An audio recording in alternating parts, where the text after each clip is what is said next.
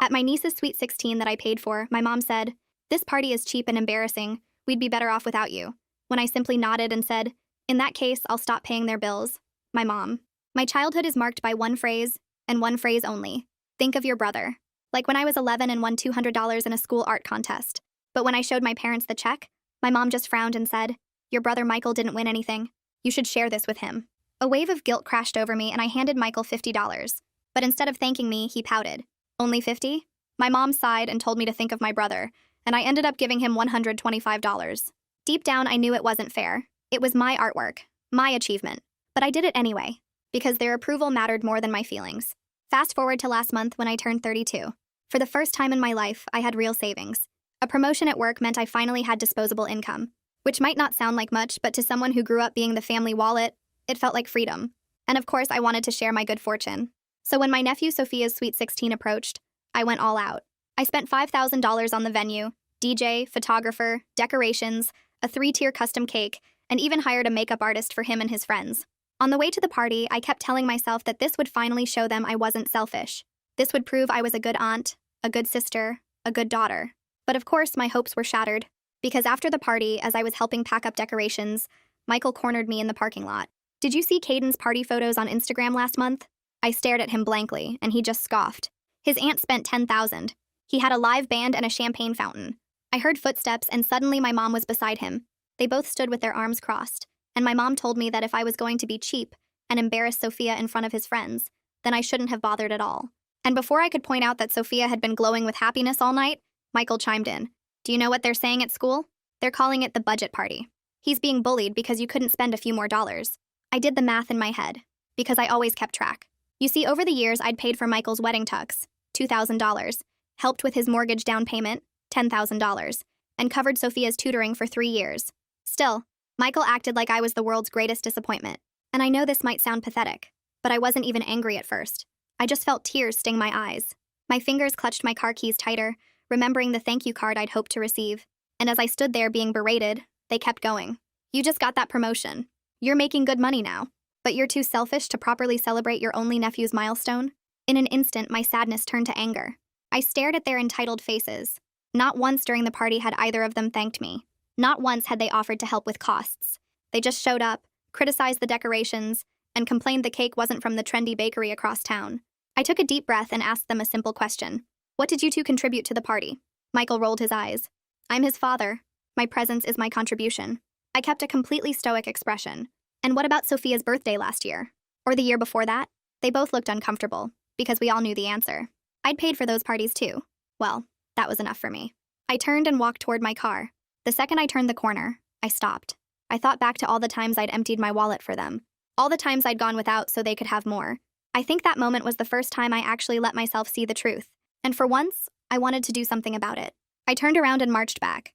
Michael was already on his phone, probably complaining about me to someone. "One more thing," I said. "Who paid for Sophia's braces?" "Insurance," Michael answered dismissively. I smiled. "What insurance? The one I pay for?" His face went white. "What about his school uniforms? His soccer fees? His summer camp?" The smirk was wiped from his face as he realized it was all me, and that's when my mom tried to intervene. "Now, honey, family helps family. Really? Then where's my help?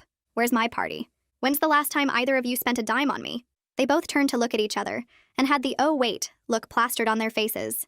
You see, I'd been covering for them for years, telling Dad that Michael was contributing to household expenses, telling Michael that Mom was helping with Sophia's expenses, creating a web of lies to keep the peace while I paid for everything. I didn't even stick around to watch it unravel. I just left. And even though I felt like a weight had been lifted, it was still really hard. So I spent the entire night alternating between relief and grief. And when I woke up, I noticed my phone had been bombarded with dozens of texts and missed calls. The first voicemail was angry, calling me a selfish brat who ruined Sophia's reputation. By the 10th, they were practically begging, suddenly remembering my birthday was coming up and promising to make it special this year. I had no idea what they had in mind. The next morning, I grabbed my phone from the nightstand and the screen lit up with notification after notification. 47 missed calls, 23 text messages, all from Michael and Mom. I sat up in bed and started scrolling through the messages, watching them shift from angry to desperate in real time. The first few called me selfish and ungrateful. Then around message 15, the tone changed to "please just talk to us, and we need to work this out as a family." My chest felt tight but also kind of empty at the same time, like I was watching this happen to someone else. The guilt started creeping in through the cracks, whispering that maybe I overreacted. Maybe I should just apologize and make things easier for everyone. I forced myself to open the voicemail app because I needed to hear the actual words, not just read sanitized text versions. The first voicemail from Michael started playing, and his voice was sharp and mean. He called me a cheap embarrassment who clearly didn't care about family. I skipped ahead to the fifth one, which was from Mom using her sad voice, the one she always used when she wanted me to feel bad. She talked about how family helps family, and how disappointed she was that I would abandon them over something so small. The latest voicemail was from Michael again, and this time his tone was almost friendly. He mentioned making my birthday really special this year if I would just do the right thing and help out more. I took screenshots of the call log, documenting the pattern of angry to desperate to manipulative. Seeing it laid out like that made the manipulation so obvious that I couldn't unsee it anymore. I got out of bed and walked to my kitchen table, opening my laptop with shaking hands. For 2 hours, I sat there creating a spreadsheet of every single payment I'd made for Michael, Mom, and Sophia over the past 10 years. I went through old bank statements, credit card bills, Venmo transactions, everything I could find. The wedding tux, the mortgage down payment, 3 years of tutoring, soccer fees, summer camps, school uniforms, birthday parties, emergency car repairs that somehow always happened to Michael's car. Never mine. When I added up the final total, the number made me stop breathing for a second. $47,000. Not counting the insurance I still pay that covers Sophia. I stared at that number and realized I could have bought a house with that money. Instead, I was living in a small apartment while funding their entire lives. My hands were shaking. So hard I had to put them flat on the table. I opened a new text message to the family group chat and started typing out boundaries. No more emergency requests. No more guilt trips. No more expecting me to fund everything while pretending other people were contributing. My finger hovered over the send button for 20 minutes while my brain went to war with itself. The old voice kept whispering, "Think of your brother." And I realized I wasn't ready to actually send this message yet. I needed more than just anger to hold this boundary. I needed a plan and maybe some support. I closed the messaging app without sending anything. Then I logged into my credit monitoring service because a new fear had just hit me. What if Mom or Michael had my banking information from all those emergency transfers over the years? What if they could just take money directly? I checked every account I had access to, my pulse racing the whole time. Everything looked clean so far. No weird transactions or accounts I didn't recognize. But I immediately changed all my passwords anyway, making them complex and different for every account. I wrote down a note to check if I was listed on any accounts I didn't personally open. At work the next day, I couldn't focus during our project meeting. Troy kept glancing at me with this concerned look on his face. During lunch break, he asked if I was okay. I gave him the short version about family drama over party expenses, leaving out most of the details because I wasn't ready to say everything out loud yet. Troy listened without jumping in with advice or telling me what I should do. Then he mentioned his sister went through something similar with boundary issues and found therapy really helpful. He said it in this casual way that didn't make me feel judged or broken. That night, I couldn't sleep because my brain kept playing this loop of every time someone said, "Think of your brother," in my life. I was 11 again, handing over my art contest money. I was 23, giving up my study abroad program because Michael needed rent money. I was 28, working 2 jobs during grad school while Michael complained about being tired from his one part-time position. Each memory connected to the next one like links in a chain, and I finally saw the pattern clearly. This wasn't occasional helping between family members. This was training. Systematic training to put everyone else's needs above my own, starting from childhood and never stopping. The clarity hurt almost as much as the memories themselves. Instead of just accepting Michael's claim that Sophia was bullied over the budget party, I decided I needed to verify this myself. I remembered that Sophia's school has a parent portal, and I technically have access since I've been the one paying for everything. I logged in and searched for any counselor notes or incident reports about bullying. There was nothing. No reports, no meetings, no documentation of any social problems related to the party. I spent the next hour scrolling through Sophia's social media accounts and looking at the party photos he posted. In every single picture, he looked genuinely happy. His friends were laughing and dancing and having fun. The comment section was full of people saying things like, "Best party ever," and "So fun," and "Wish I could have stayed longer." Not one comment mocked the decorations or called it cheap or made any reference to it being a budget party. The bullying narrative Michael had used to guilt me was completely made up. I closed my laptop and sat in the dark for a while, letting that sink in. Then I made a decision. A firm one this time, not one I would second-guess in 20 minutes. I was suspending any new financial payments to Michael or Mom while I figured out my next steps. The insurance that covers Sophia was already paid through the end of the year, so I wasn't cutting off a teenager's health care. But I wasn't handing over another dollar until I had clear boundaries in place, and maybe some professional help figuring out how to hold them. The mix of terror and relief in my chest felt strange, but also kind of right, like I was finally doing something that actually protected me instead of just keeping everyone else comfortable. I lie in bed staring at the ceiling while my brain plays the same horrible movie on repeat. I'm 11 again. Watching Michael spend my art contest money on video games while I pretended it was fine. I'm 19, telling my study abroad coordinator that I had to withdraw from the Paris program because of a family emergency, which was code for Michael needing rent money and mom saying I should think of my brother. I'm 23, working the morning shift at a coffee shop and the evening shift at a bookstore during grad school, while Michael posted Instagram photos from his afternoon naps with captions about being exhausted from his one part-time job at a clothing store. Each memory connects to the next one like a chain I never noticed I was wearing, and now that I see it clearly, I can't stop counting the links. The study abroad program cost me $8,000 in lost deposits and the experience of a lifetime. The double jobs during grad school meant I graduated with worse grades than I should have earned because I was too tired to focus on my thesis. The art contest money was just the beginning. The first time I learned that my achievements only mattered if they could benefit Michael, and every time after that just reinforced the same lesson until it became automatic. I finally fall asleep around 4 a.m. and wake up 3 hours later to my phone buzzing. I grab it off the nightstand and see a voicemail notification from Mom, timestamp 2:08 a.m. I press play, and her voice comes through sounding soft and sweet, totally different from the angry tone she used in the parking lot. She talks about how family misunderstandings happen, and maybe we all got a little heated, and then she mentions my birthday coming up in a few weeks. Her voice gets even sweeter as she says they want to make it really special this year. Maybe take me to that nice restaurant downtown I've always wanted to try, till we can work through this whole situation together like a family should. The manipulation is so obvious now that I've started paying attention. I replay the voicemail twice just to make sure I'm hearing it right, and yeah, she's definitely dangling my birthday like a carrot to get me back in line. The thing is, in 32 years they've never made my birthday about me without me planning and funding the whole thing myself. Last year I organized dinner at a restaurant I liked, made the reservation, showed up, and then got stuck with the bill for everyone including Michael's family of 3. The year before that I didn't plan anything and nobody else did either, so my birthday just passed like a regular Tuesday. But now suddenly they want to make it special, right after I stopped being their personal ATM. I sit up in bed and open my laptop. I type, "Therapist's Family Dynamics Boundary Setting" into the search bar and start scrolling through profiles.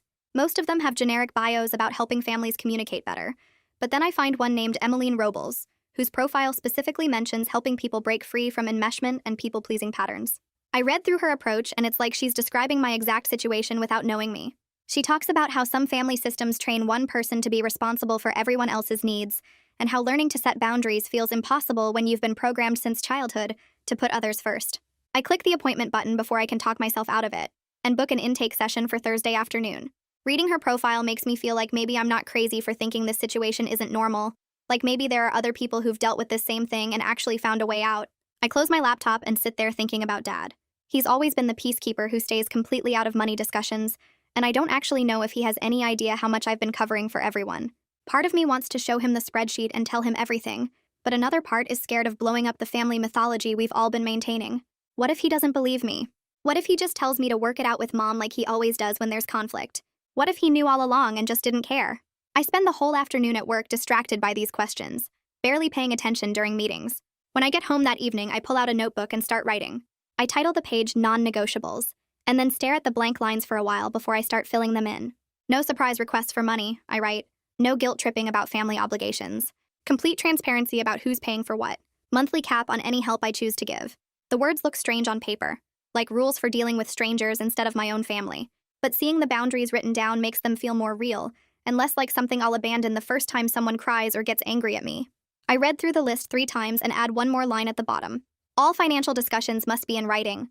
No more ambush conversations in parking lots or late-night phone calls. I wake up the next morning to my phone exploding with notifications from the family group chat. I open it and see that Mom has posted a bunch of old photos from when Michael and I were kids. Pictures of us at birthday parties and holidays with captions about happy family memories. Michael has sent several messages comparing me to other aunts who really show up for their nephews, with specific examples of expensive gifts and trips they've funded. I read 3 messages before my chest gets tight and I can't breathe right. I mute all notifications from the chat, and then I turn off my phone completely. I sit in my kitchen for 2 hours just breathing without the constant pressure of their messages coming through. When I finally turn my phone back on, there are 15 more messages I don't read. I look up Sophia's school phone number and call during my lunch break. The receptionist answers and I explain that I'm Sophia's aunt, and I've been helping with expenses, and I'm concerned about reports of bullying related to his birthday party. She's professional and doesn't ask for details, just says she'll connect me with the school counselor.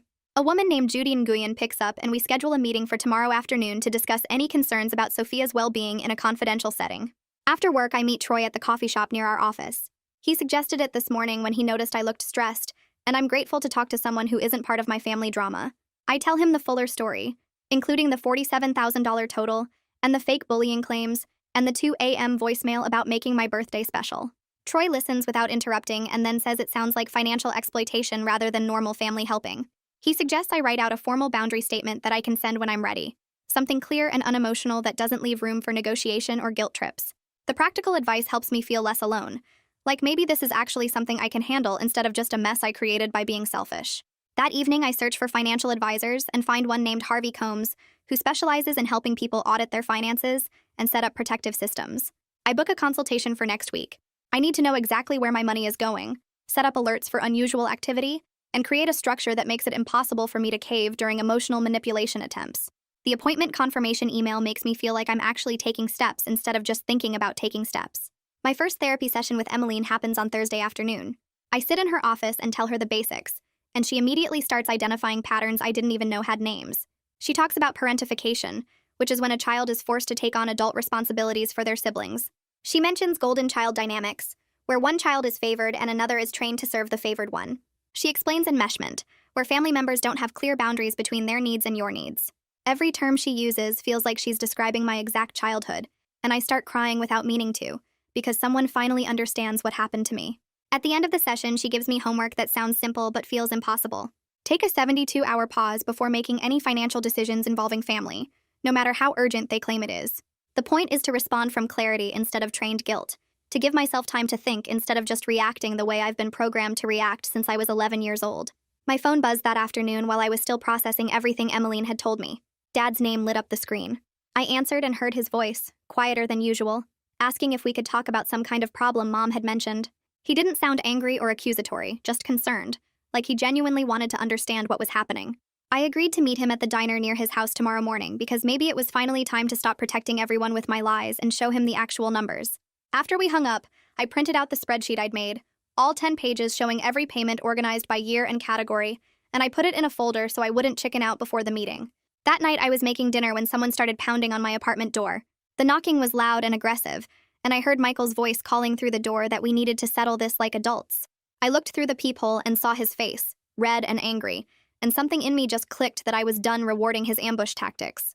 I pulled out my phone and texted him through the door that I wasn't available right now and he needed to leave or I'd call building security. He knocked a few more times, getting louder, and I watched through the peephole as he finally stomped away down the hallway. My hands were shaking, but I felt proud of myself for not opening that door, for not letting him bully his way into my space and my time. The next morning, I got to the diner early and ordered coffee, trying to calm my nerves. Dad arrived exactly on time and slid into the booth across from me, looking tired and confused. I didn't wait for small talk. I just pulled out the folder and slid the spreadsheet across the table. All those pages showing $47,000 in payments over 10 years, plus the insurance I currently pay for Sophia. Dad's face went pale as he started reading through the entries. His finger traced down the columns, stopping at the bigger numbers like the $10,000 mortgage down payment and the 3 years of tutoring costs. He looked up at me and admitted he had no idea the extent of what I'd been covering because Mom always told him Michael was handling things and I was just helping occasionally. I watched him flip through more pages, his expression getting more shocked with each one, and I realized he genuinely hadn't known. He sat quietly for a long moment, staring at the numbers, before he started talking about how he'd enabled this whole dynamic by staying out of money discussions and assuming everything was fine. His voice got rough when he promised to have a direct conversation with Mom about the real financial situation.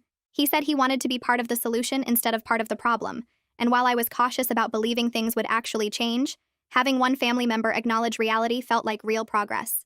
We talked for another hour about specific instances, and Dad kept shaking his head like he couldn't believe what he was hearing. Later that week, I had my consultation with Harvey Combs at his office downtown. He pulled up my bank accounts on his computer and we went through everything line by line. He helped me cancel all the automatic payments I'd set up to family members over the years, little monthly transfers that added up to hundreds of dollars. We set up alerts for any charges over $50 so I'd get notified immediately if anything unusual happened. Then he created a separate savings account at a different bank, one that nobody in my family knew about, and we transferred a chunk of money there as my emergency fund that couldn't be touched by guilt or manipulation. Harvey helped me establish a monthly gift budget of $200 maximum that I could choose to use or not, and he explained that having these systems in place would make boundary holding much easier than relying on willpower alone when someone was crying or angry. I left his office feeling like I'd just put on armor, like I'd created actual protection instead of just hoping I'd be strong enough to say no next time. That evening, I spent time on my phone checking social media more carefully. I looked at Sophia's recent posts from the past few weeks, scrolling through photos of him with his friends at the school and on weekends. I checked his friends' accounts too, looking for any evidence of the bullying Michael had claimed was happening because of my budget party. What I found was completely normal teenage social media activity. There were no mean comments about the party, no posts mocking the decorations or calling anything cheap, just typical high school drama about who was dating who and complaints about homework, nothing that had anything to do with my party budget. I took screenshots of several posts where Sophia's friends had commented positive things about the party, just in case I needed proof later that Michael had been lying. The meeting with Judy Nguyen at Sophia's school happened the next afternoon. I sat in her small office surrounded by motivational posters while she pulled up Sophia's file on her computer. She explained that Sophia had been dealing with some social anxiety and academic pressure, but the bullying narrative about the party was significantly inflated. Judy showed me notes from her recent sessions with Sophia, where he'd actually told her the party was great, and he had fun with his friends. She said the real issue was Michael constantly comparing Sophia to other kids, and making him feel like nothing was ever good enough, like he should be embarrassed about being happy with what he had. Judy looked at me directly and said that sometimes parents project their own insecurities onto their kids, and that seemed to be what was happening here. After the school meeting, I sat in my car for a few minutes before texting Sophia directly. I asked if we could talk privately about everything that had been happening. He called me within an hour and his voice sounded relieved, like he'd been waiting for someone to ask him directly instead of talking about him. Sophia admitted that he'd loved the party and felt special all night, that his friends had thought everything was amazing and fun. But then his dad had started comparing it to other parties, showing him photos from Instagram of celebrations that cost more money, making him feel embarrassed about being happy with only $5,000 worth of celebration. Hearing this from Sophia himself broke my heart, while also confirming everything I'd suspected about Michael's manipulation. Sophia asked me not to tell his dad we'd talked because he didn't want things to get worse at home, and I promised to keep our conversation private, while also encouraging him to keep meeting with Judy at the school. That evening, I opened my laptop and started writing the boundary email I'd been planning. I addressed it to both Michael and Mom, keeping my language clear and unemotional. I stated that future gifts would be capped at reasonable amounts I choose, that there would be no more emergency funding without full transparency about the actual situation, and that all financial discussions must include honesty about who has paid for what in the past. I wrote that these boundaries were final and not up for negotiation, that I was done being the family ATM while being treated like I was selfish. I read it over 3 times, checking for any language that sounded defensive or apologetic, making sure every word was firm and clear. Then I hit send before I could second-guess myself into deleting it and pretending everything was fine. My email notification dinged less than an hour later. Mom had responded with a long message full of stories about my childhood, about how family takes care of family, and we all make sacrifices for the people we love. She brought up times when she'd helped me as a kid, conveniently forgetting that parents are supposed to provide for their children. Her email was full of subtle implications that I was being selfish and hurtful, that I was destroying our family over money, that I'd regret this when I was older and alone. I read it once and felt the familiar guilt rising in my chest, that old programming trying to take over and make me apologize. But I didn't let myself read it again, or analyze every sentence looking for hidden meanings. I just typed a single response, 6 words that took all my strength to write. My decision is final. Then I closed my email app and turned off my phone notifications to resist the urge to keep checking for responses, to stop myself from over-explaining or defending my choices, or trying to make them understand why I had to do this. 2 days passed in this weird quiet where I kept my phone mostly off and focused on work. But then my cousin Jessica texted asking if everything was okay because she'd seen Michael's Facebook post. I opened the app and there it was, this vague complaint about how some people get a little success and suddenly forget where they came from, forget the family that supported them through everything. The post had 47 likes and a bunch of comments from relatives I barely talked to, all saying things like "so true" and "family should come first," and "some people just don't appreciate what they have." I sat there staring at my phone screen, and my fingers literally hovered over the keyboard because I wanted to comment with receipts, wanted to post my spreadsheet showing $47,000 in payments, and ask who exactly forgot where they came from. But I made myself close the app instead and texted Jessica back that I was fine, and dealing with some family stuff, and she responded that she figured it was something like that, because she knows Michael tends to twist things. The fact that she didn't automatically believe his version made me feel less alone, and I reminded myself that people who actually matter would ask me directly, instead of just believing vague social media drama from someone who never posts, except when he wants sympathy.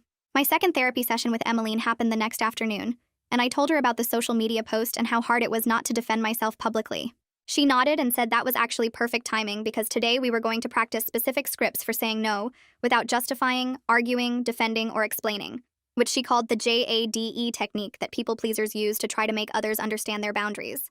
We spent almost 30 minutes just practicing me saying, "I'm not available to help with that," over and over until I could say it without my voice shaking or adding explanations like, "because I already spent so much," or "I really wish I could but."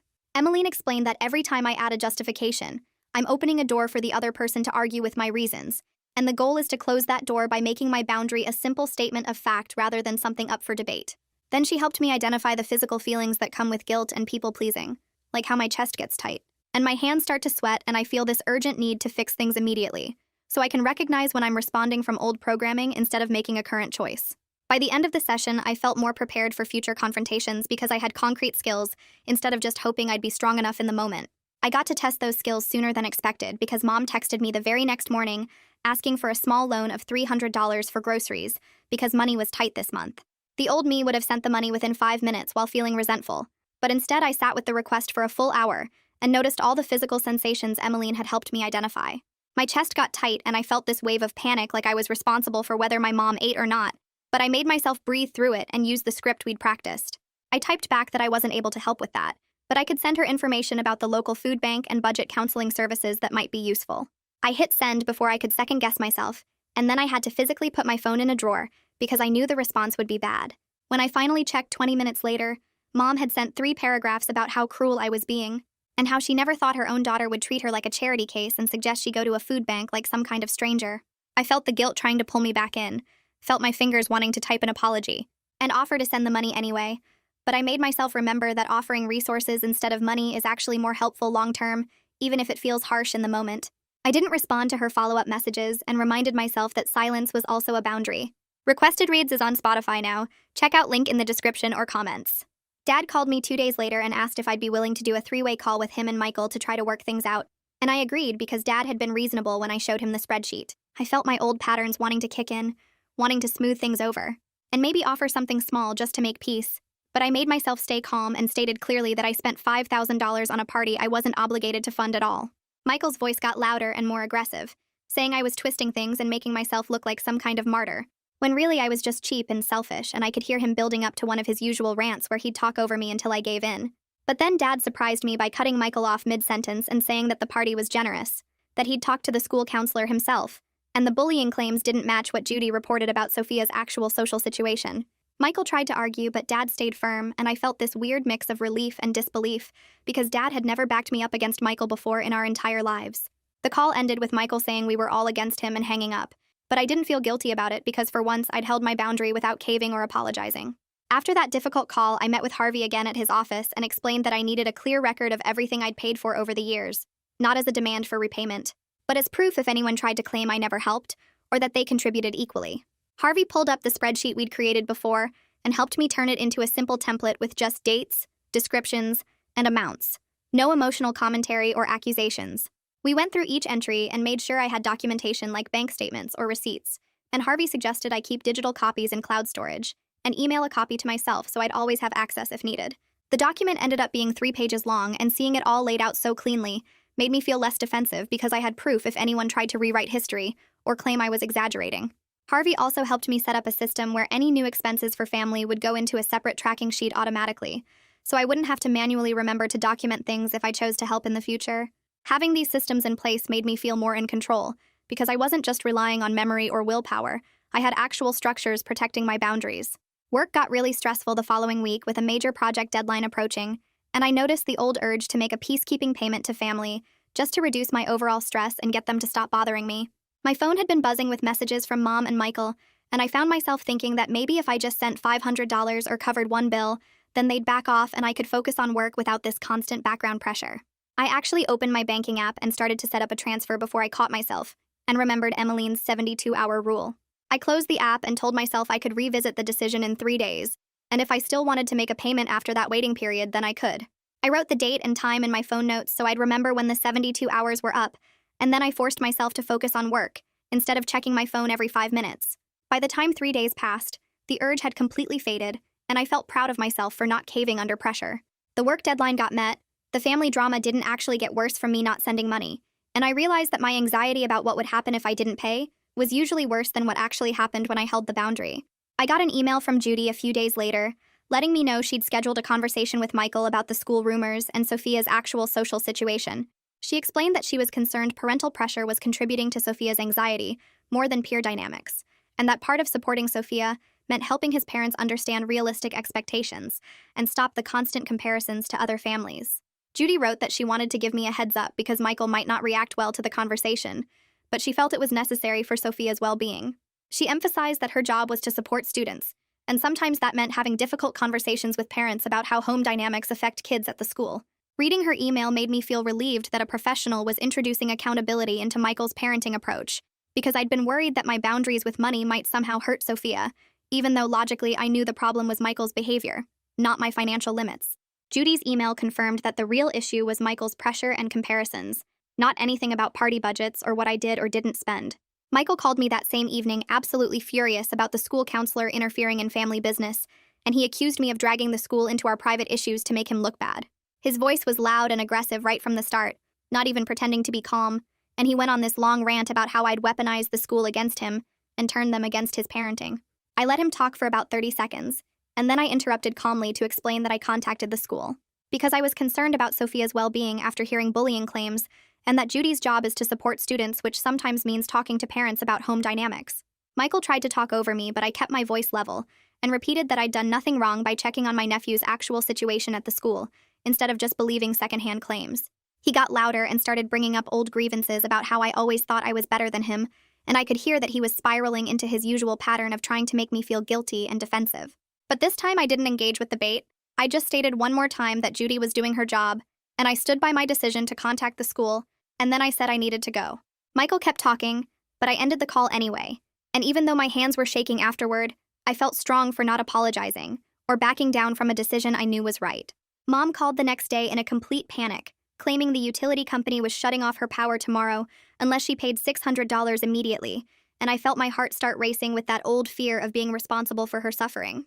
She was crying and saying she didn't know what to do, and she'd already called everyone else, and I was her last hope, and the urgency in her voice triggered all my old programming about being the family safety net. But I made myself take a breath and told her I needed to verify the situation first before making any decisions, and she got quiet in this weird way that made my stomach drop. I said I'd call her back, and then I immediately looked up the utility company's customer service number and called them directly. The representative looked up Mom's account and confirmed that her account was current with no past due balance and no shutoff scheduled, and she said there had been no shutoff notices sent in the past 6 months. I felt this sick feeling spread through my chest as I realized Mom had completely made up the emergency to manipulate money from me, and the realization was both devastating and clarifying. I'd suspected she exaggerated situations before, but this was a straight-up lie, and it made me wonder how many other emergencies over the years had been manufactured to trigger my guilt and get me to send money. I called Mom back and told her I'd spoken to the utility company and knew there was no shutoff scheduled, and she got defensive and said she must have misunderstood the notice or maybe she was thinking of a different bill, but I didn't engage with the excuses. I just said I wouldn't be able to help and ended the call. I spent that evening drafting a final message to both Michael and Mom, stating that all future financial discussions must go through Dad as a neutral party, and I would not respond to direct requests for money or engage in conversations about family finances one-on-one. The boundary felt extreme but necessary because clearly the direct pressure and manipulation tactics weren't going to stop just because I said no a few times. I explained that this wasn't about punishing anyone. It was about creating a structure that removed me from the middle of constant financial drama while still allowing for family communication through Dad. I sent the message to both of them and copied Dad, and then I called Dad separately to make sure he was actually willing to take on this role. Dad said he'd been thinking about it since our last conversation, and he agreed to be the point person for any family financial discussions, because he was finally seeing how the direct pressure and manipulation tactics had been used against me for years. He admitted he should have stepped in sooner, and he wanted to help create healthier family dynamics, even if it meant some uncomfortable conversations. Having Dad agree to this role made the boundary feel more real and sustainable, because I wasn't just hoping I'd be strong enough to keep saying no. I had an actual system in place that physically removed me from the direct line of fire. 3 days passed before my phone buzzed with a text from Sophia. I picked it up expecting another guilt trip from Mom or Michael, but instead I saw a message that made my eyes water. The text said, "Thanks for the party, it really was great. Sorry my dad made it weird." And then a second message came through asking if we could plan something low-key for my birthday. I sat on my couch staring at those words because this was the first time any family member had actually acknowledged that the party was good, and that Michael's behavior was the problem instead of my spending.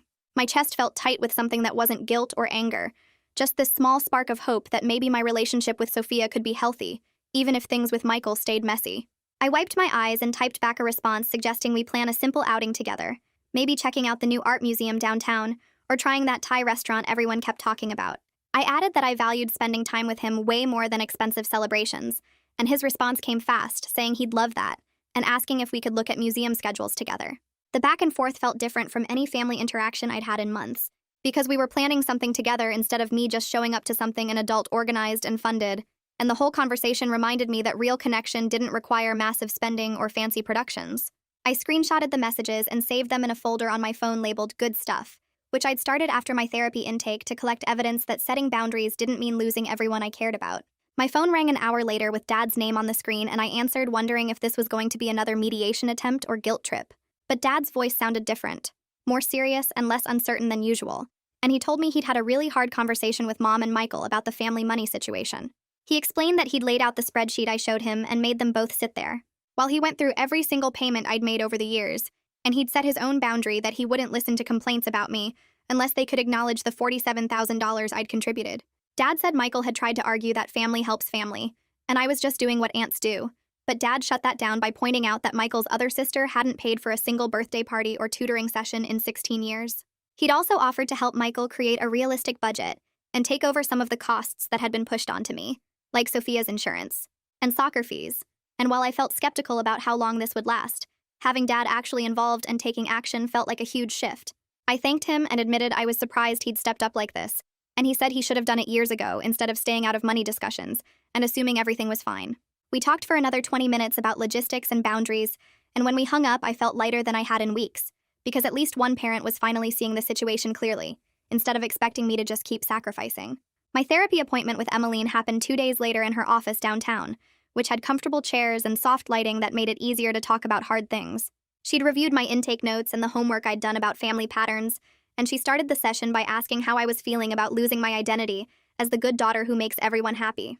I hadn't thought about it in exactly those terms before, but hearing her say it out loud made something click in my brain, because that's exactly what I'd been grieving.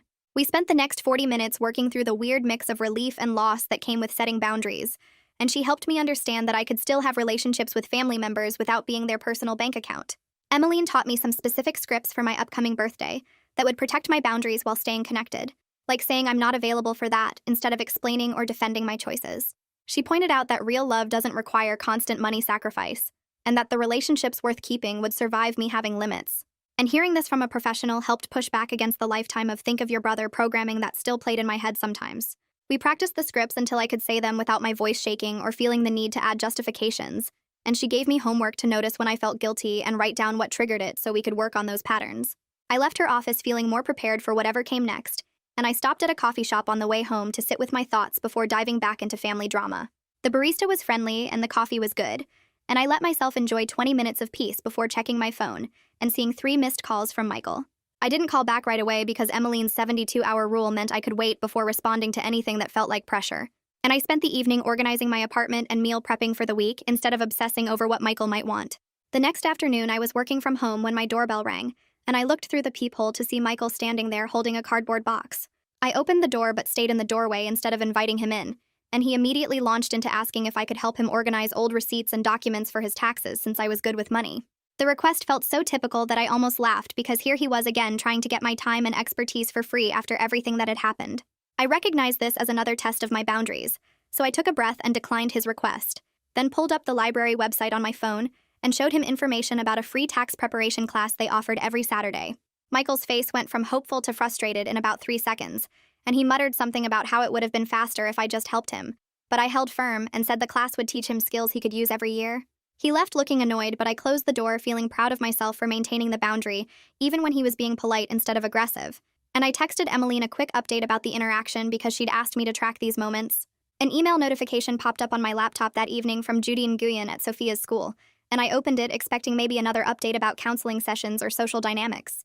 Instead, Judy wrote that the rumors about Sophia's party had completely quieted down at the school, and she wanted me to know that he'd joined an after-school club for art and design, where he was making friends and building confidence separate from his parents' constant social comparisons. She thanked me for being a stable adult in Sophia's life, who advocated for his actual well-being, rather than using him as a tool in family drama. And she said my willingness to verify the bullying claims instead of just throwing money at the problem had shown real care for his emotional health. Reading her professional validation helped ease some of the guilt I still carried about the boundaries I'd set with Michael and Mom, because here was an objective third party saying that what I was doing was actually good for Sophia instead of selfish or harmful.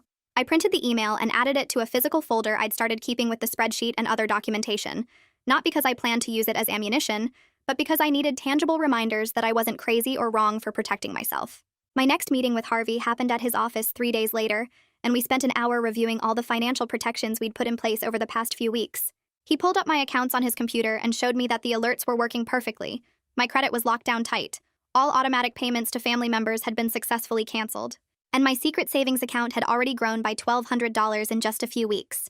Harvey walked me through setting up automatic transfers to savings, so the money would move out of my checking account before I could even see it sitting there tempting me during family emergencies. And watching my financial security increase on the screen made me feel powerful, instead of guilty for the first time in years. He reminded me that having systems in place made boundary holding much easier than relying on willpower alone, and he suggested we schedule another check-in for 3 months out to make sure everything was still working smoothly. I left his office feeling like I'd built a fortress around my finances, and the sense of control was almost intoxicating after decades of feeling like my money belonged to everyone but me. That weekend, I sat down with my laptop and finalized my birthday plans by creating an event invitation for a small dinner at my favorite Italian restaurant downtown. I wrote out the details with clear expectations that felt scary but necessary to include. I stated that I was paying for my own meal as my gift to myself. Everyone else would pay their own way if they chose to attend, and the focus was on spending time together rather than gifts or fancy gestures. I sent the invitation to my close friends first and got immediate enthusiastic responses. Then I took a deep breath and sent it to the family group chat with Dad, Mom, Michael, and Sophia. The act of planning my own birthday without hoping someone else would make it special felt like reclaiming something important about valuing myself, and I refused to let the old voice in my head tell me I was being selfish or difficult. My birthday morning arrived with sunshine streaming through my apartment windows, and I was making coffee when my phone rang with Mom's name on the screen. I answered expecting a simple happy birthday, but instead Mom launched into a proposal about the family taking me out to dinner at this expensive steakhouse across town, if I agreed to pay for everyone since I had the money now, and it would be my gift to the family. I actually laughed out loud at the sheer audacity before I could stop myself, and I heard Mom's confused silence on the other end. I explained that I already had plans with friends at the restaurant I'd chosen, and that I'd sent the invitation to the family chat 3 days ago, with all the details. Mom's silence stretched so long I thought the call had dropped, but then she said, "Oh," in this small voice that told me she genuinely expected me to fund my own birthday celebration for the entire family, just like I had every other year. I kept my tone friendly but firm as I wished her a good day, and ended the call. Then I stood in my kitchen feeling this weird mix of sadness and satisfaction, because the old me would have canceled my plans and paid for everyone without a second thought. That afternoon, my doorbell rang and I opened it to find Dad standing there holding a small wrapped package and looking slightly nervous. He came inside and handed me the gift, which turned out to be a framed photo of the two of us from when I was maybe 7 years old, both of us covered in paint from some art project we'd done together in the garage. Dad's voice was quiet as he told me he was proud of me for standing up for myself, even though it had been hard on everyone. And he admitted he should have paid more attention to the family money dynamics years ago, instead of staying out of it and assuming Mom had everything under control. He said he couldn't fix the past, but he was committed to being more aware and supportive going forward, and he wanted me to know that my boundaries were reasonable and necessary, even if they made some people uncomfortable. His simple acknowledgement meant more than any expensive present ever could, and I hugged him tight, while trying not to cry because this was the first time in my entire life that a parent had validated my feelings without adding a but or asking me to think of my brother. We sat on my couch for an hour just talking about memories and life and his plans to help Michael get his finances in order. And when he left, I put the framed photo on my bookshelf where I could see it every day, as a reminder that at least one person in my family saw me as more than a wallet. I got ready for dinner that evening feeling genuinely excited instead of anxious. And when I arrived at the restaurant, I found my friends already gathered at a big table near the window. Troy had brought a funny card that made everyone laugh. My coworker Sarah had organized a group gift of art supplies I'd been wanting, and the whole evening felt light and fun in a way my birthdays never had before.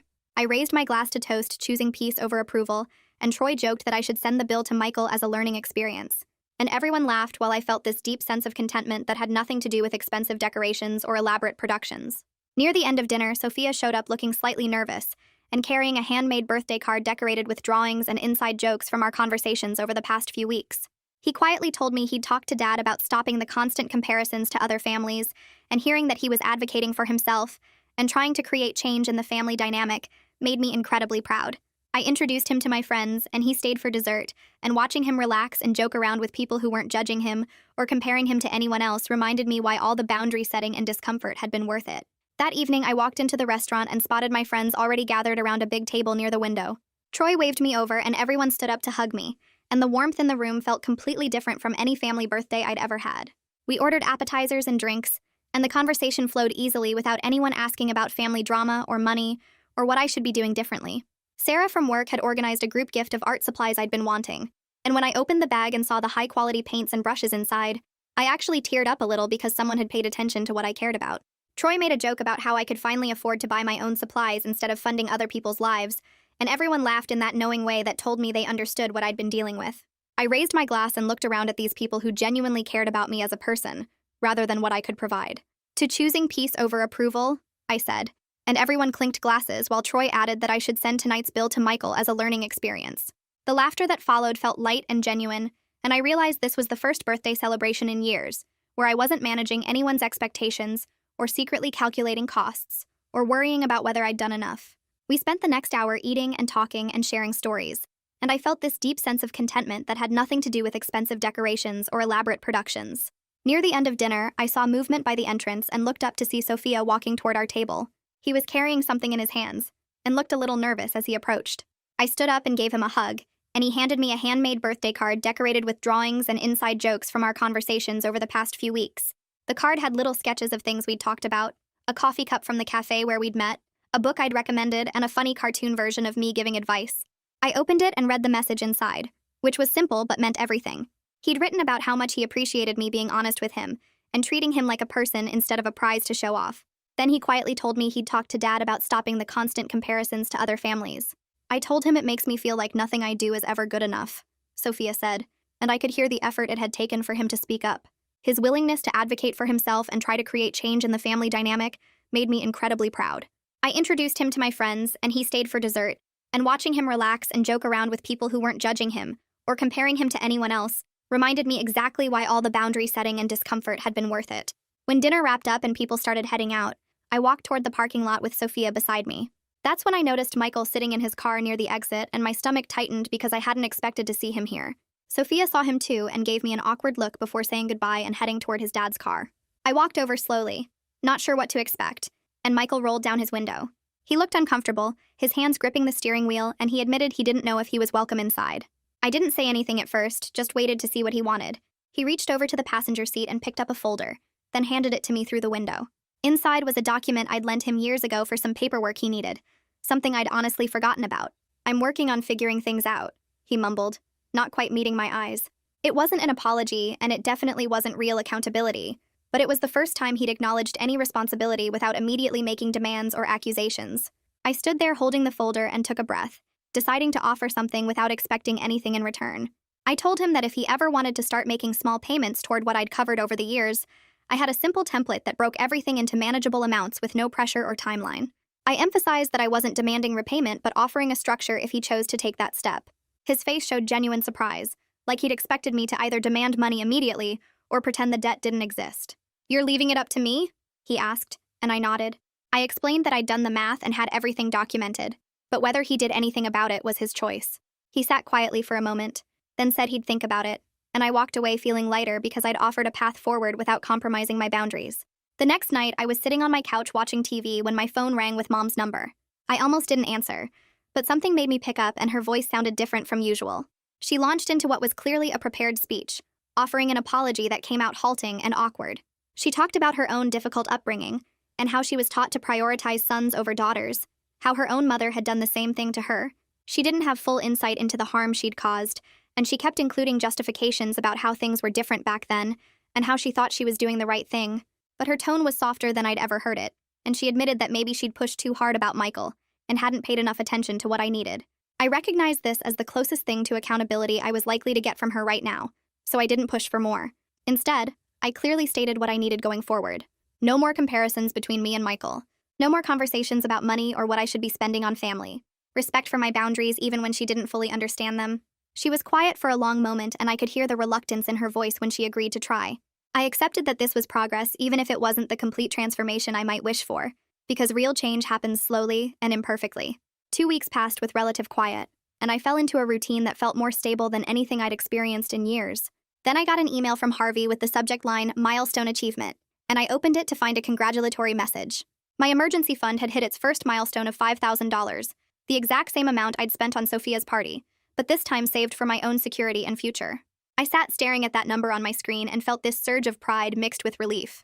I decided to celebrate the win by taking myself out to a nice dinner, something I would have felt guilty about before because that money could have gone to family. But as I sat alone at a restaurant I'd always wanted to try, I acknowledged that every dollar I saved for myself instead of spending on family drama was an investment in my own well-being and independence. The following week, I had my follow-up session with Emmeline, and we spent the hour processing everything that had happened since my birthday. She helped me work through the mixed emotions of grief for the family relationships I'd wished I had, and relief at the healthier boundaries I'd established. We created a maintenance plan for handling future requests or guilt trips, including specific reminder phrases I could use when I felt old patterns pulling at me. "I'm not available for that," became my go-to response, along with, "That doesn't work for me," and "I've already made my decision." Emmeline emphasized that boundary setting was an ongoing practice rather than a one-time fix, which helped me feel less pressure to be perfect at this new way of relating to my family. A few days later, I received an email from Judy Nguyen with an update about Sophia. She let me know he'd started regular sessions with the school counselor to work on anxiety management and building self-esteem, separate from parental expectations. She mentioned that Sophia was doing much better and showing more confidence in expressing his own needs and opinions, and knowing that he was getting professional support made me feel less worried about how the family changes might be affecting him. That same afternoon, Dad sent me an email about organizing a budget planning session with Michael. He made it clear that I wasn't involved and didn't need to be, respecting the boundaries I'd set about staying out of Michael's financial situation. But he reported that they'd identified one major expense Michael could cut to start building his own emergency fund, something about a streaming service bundle and eating out less frequently. It was a small step, and I wasn't holding my breath for dramatic change. But the fact that Michael had shown up and participated suggested he might be starting to take some responsibility for his own financial situation instead of expecting me to fund everything forever. A few weeks after that conversation with Dad, my phone buzzed while I was making dinner. The notification showed a text from Michael with an image attached. I wiped my hands on a dish towel and opened the message. The screenshot showed a payment confirmation for $150 with a note that said, "Sophia tutoring bill, first installment." Below the image, Michael had typed a short message about working on paying back what he could. I stared at the screen for a minute, feeling this weird mix of surprise and caution.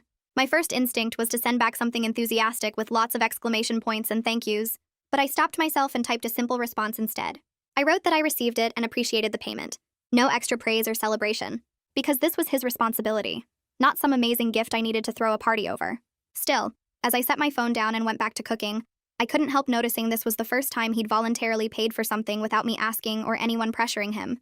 That evening, I pulled out the thick folder where I'd been keeping all the family financial records for the past decade. The thing was stuffed with receipts, bank statements, and my handwritten notes tracking every payment. I sat at my kitchen table and methodically made copies of everything, organizing the duplicates into a new folder for my personal files. Each page reminded me of a different sacrifice or expense: the mortgage help, the tutoring costs, the party expenses. When I finished copying, I closed the original folder and carried it to my closet. I put it on the top shelf behind some boxes. The records still existed if I ever needed proof of anything, but I was choosing not to let this spreadsheet of past payments control my daily thoughts anymore. Filing it away felt like making space in my brain for things beyond family financial drama. The next morning, I opened the family group chat on my phone. I'd been thinking about this for days, planning exactly what to say. I typed out a message proposing new rules for how we communicate. No more group discussions about money or personal conflicts. Individual text threads for one-on-one conversations only. Group chat reserved for neutral family updates and planning things like holiday dinners. I read it over 3 times before hitting send, expecting immediate pushback or arguments. Instead, Mom responded first saying she thought that sounded fair. Then Dad agreed. Even Michael sent a thumbs-up emoji. I sat there staring at my phone in disbelief. Were they actually going to try this? I knew it wouldn't be perfect, and someone would probably break the rules eventually. But having some basic guidelines felt like another small step toward healthier family dynamics. 3 weeks after that, I walked into a small art gallery I'd passed 100 times but never entered. I'd been thinking about buying something for my apartment for years. Every time I considered it before, that voice in my head would start calculating. How much could this money help with Michael's mortgage? What if Sophia needed something for school? What if Mom had an emergency? But today I walked in anyway. I spent an hour looking at different pieces before finding one that made me stop. It was a painting of a city street with bright colors and interesting shadows. The price tag said $400. I pulled out my credit card without hesitation. No second guessing. No mental gymnastics about whether I should save this money for potential family crises. When I got home, I cleared a space on my living room wall and hung the painting. I sat on my couch looking at it for a long time. The 11-year-old version of me had given away her art contest winnings without question. The 32-year-old version had just bought art for herself and felt completely okay about it. The family relationships were smaller now and more complicated, but I felt content with my choices. That night, I went through my normal bedtime routine, washing my face and brushing my teeth. As I climbed into bed, I found myself thinking about how everything had shifted over the past 2 months. I talked to Mom and Michael less frequently now. Our conversations were shorter and more careful. We weren't as close as we used to be, but we were also clearer and more honest than we'd ever been. Everyone was adjusting with imperfect steps. Mom still occasionally hinted about needing help. Michael sometimes backslid into entitled comments. But nobody was pretending anymore that the old dynamics were healthy or okay. I was learning something important. Real family connection didn't require me to set myself on fire to keep everyone else warm. That's where we'll wrap things up for today. I'm so glad you joined me. It really makes sharing these stories feel meaningful. Hopefully this one added a little light or comfort to your day. Subscribe if you'd like to keep that feeling going.